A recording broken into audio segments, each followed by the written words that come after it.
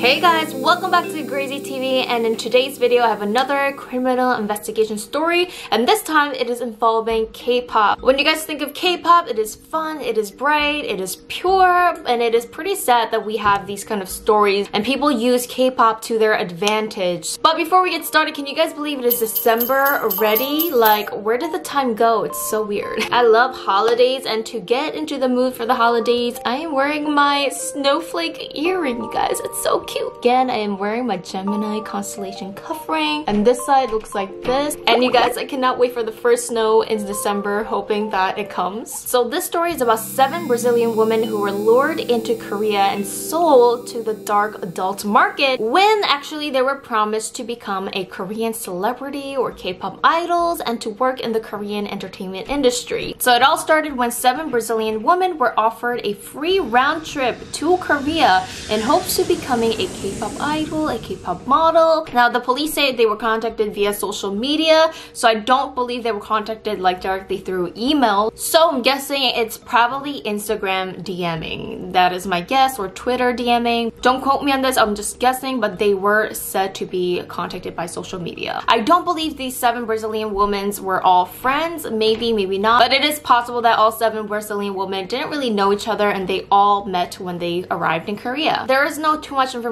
about how the conversation went down between the girls and the supposed entertainment companies. But we do know that the girls arrived around mid-July of this year, 2019. Of course, they were offered and arrived to Korea, which means they gave their passport information and pictures of their passport to this entertainment company. The women are said to be aged around 20s to 30s who love K-pop, and they were really dreaming to become a Korean entertainer. Promised to be on TVs, modeling, and that glamorous world about K-pop. Now, when these girls arrived at Korean Incheon Airport, these entertainment companies all of a sudden changed their attitude. Their passports were confiscated immediately and they were taken to an unknown place. Now, it is said that this dorm or housing that these girls ended up going to was a place in Ilsan and Paju. Now, Ilsan and Paju are a little bit closer to each other than Seoul, and I'm sure these girls probably never been to Korea. They were probably hoping to go somewhere in Seoul, which is the major cities, and basically that is where all the entertainment companies are. Now, if you guys don't know Paju, my grandma lives in Paju, so I know how farmy that place is. It is not really a big city area. There is a big city area in Ilsan and Paju, but I'm guessing, especially where these illegal things go down, it's not going to be in the middle of the city. It's going to be like farther away. How are you going to call help? You don't understand the language.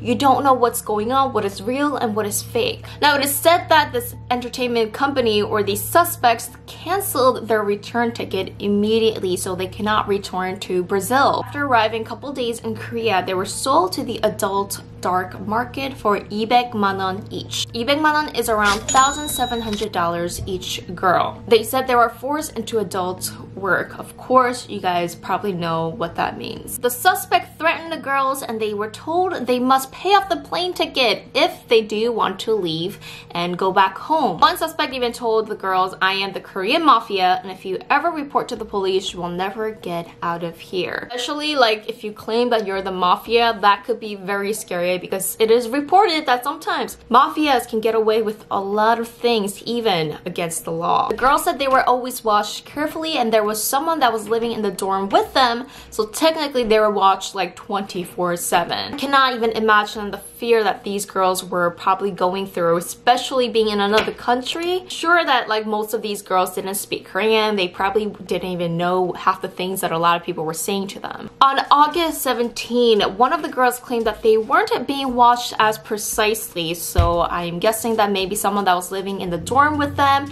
left the area just for a couple minutes. That is when one of the girls actually took the chance and called the Brazilian embassy in Korea. Then the Brazilian embassy ended up contacting the police, and that is when the police raided their dorm. Somehow the police found their location and the 7 girls were rescued. This was a very smart move because this just shows that they probably didn't speak Korean, and if they did dial 119, the Korean police station, they probably wouldn't be able to describe what they're going through and that they need help. 5 people were arrested in connection to this case, and one of the main suspects is to be a man around his 40s. And the last update that we got is these girls were put into like a female care emergency home, and I'm not sure if they went back to Brazil by now or if they're still in in Korea, but after this, I'm sure you would want to go back to your country. Korea is such a good country, and I am so sorry that these girls probably had a traumatic experiences in South Korea, and I cannot imagine what they went through for about a month, because they arrived in mid-July and were rescued August 17th, so that is about a month. This story ended up in a happy ending, but think about it, there must be so many other people who were taken in a similar way, who are being forced into work right now, who are being threatened, who cannot be rescued at this moment because they're being hidden. There's actually a video that was taken by the police. Of course, it's not related to the case that I talked about today, but it is very similar, where the police raids a secret adult working place, a dorm. And you see the police basically taking down the door. There's people that are working, pretending to be probably a massage parlor or pretending to be a hotel.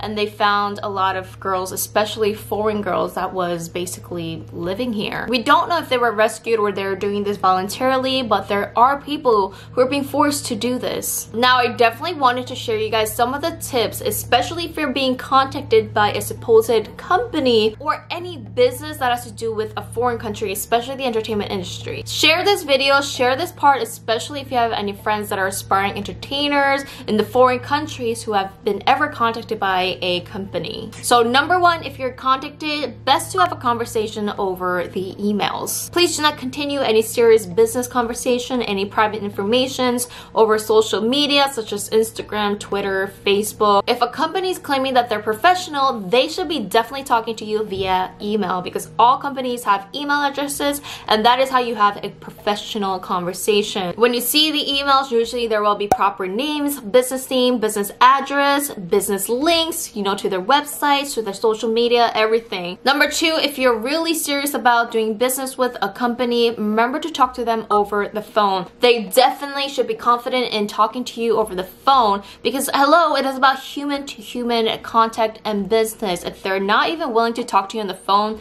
there's definitely something sketchy about them. Remember to have someone else talk to you rather than yourself. Have a manager, have a parent, have an adult friend, have someone that is really good at having a conversation when it comes to business, talk for you. It is very important to let the entertainment company know that you are backed up by a lot of people who can support you and who could protect you. Number three, go to their links, like go to their social media profile, see how many followers they have, see what their engagement is like, how many posts they have, look at the quality of their website and see if it looks legit. Also, try to look for any reviews. If they're a startup company, it will be hard to see any reviews. Never provide your private information, especially your passport, to someone you do not know. If it's a legit deal, you guys will probably talk for a long time, have a conversation, talk on the phone, have contracts maybe that go back and forth. Also, never sign a contract without a lawyer present. Let me tell you guys, this is so important. Never sign an entertainment contract without a lawyer. Please. Please. Especially if you're a foreigner going to another country, remember to have an emergency friends number in that country. Know your emergency numbers. 119 is the emergency number in Korea. And just like these girls, if you're from a certain country, know that embassy's number. For example, if you're from America, know the American embassy number in Korea, or Brazil, or wherever. In life, we just never know what kind of situations that we will get into, just like these girls who somehow found the Brazilian embassy. If they knew it before they went or after they went, I don't know, but this was such a smart move, and this has helped them to basically save their lives. Of course, you guys, at the end of the day, this is the worst case scenario, but it is so easy to be manipulated, so easy to be lured into something that is a dark world, especially when it comes to social media, emails, because it is so easy to contact someone these days. South Korea is a safe country, you guys, and these kind of things basically happen everywhere around the world, not just about K-pop, about throughout every single country in the world, bad things do happen. Thank you guys so much for watching, and remember to like this video, share with your friends, especially those who are aspiring singers, models, and entertainers, and hit the notification bell because I reply to all my early birds. See you guys next time. Bye!